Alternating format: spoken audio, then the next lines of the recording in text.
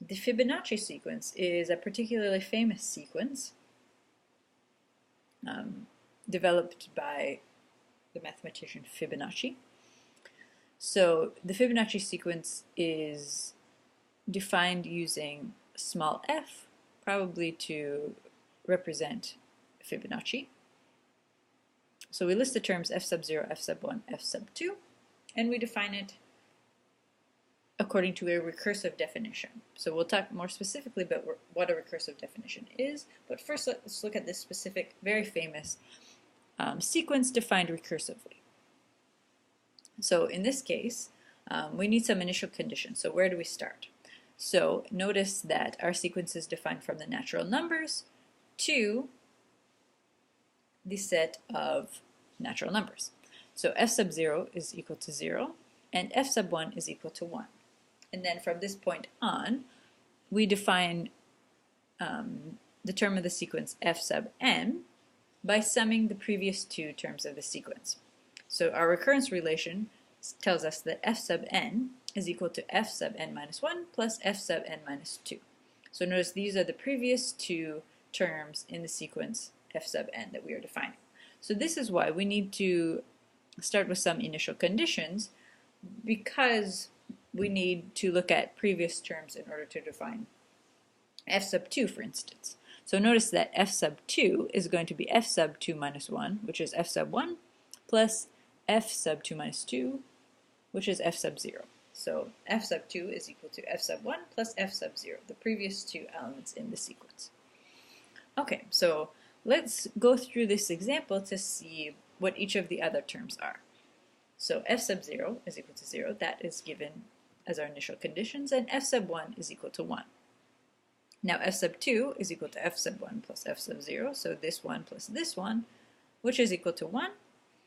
F sub 3 is equal to the previous two, so f sub 2 plus f sub 1, so 1 plus 1, which is 2.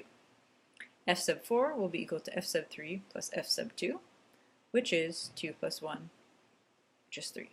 F sub 5 will be f sub 4 plus f sub 3, so that is 3 plus 2, which is 5. And finally, f sub 6 is f sub 4 plus f sub 5. Sorry, that's true, but it is f sub 5 plus f sub 4, which is 5 plus 3, which is 8. So notice that the pattern is this plus this gives us this, this plus this gives us this plus this gives us this plus this gives us this plus this gives us this. So f sub 7 would be 5 plus 8, which is 13. Okay, so that is an example of a sequence defined by a recurrence relation. So let's look more formally at what a recurrence relation is. So a recurrence relation for a sequence a sub n, and notice we're using the set builder notation here, is an equation that expresses a sub n in terms of one or more of the previous terms of the sequence, namely any one of a0, a1, up to an minus 1. For all integers n with n greater than or equal to n sub 0, where n sub 0 is a non-negative integer. So n sub 0 denotes the initial conditions.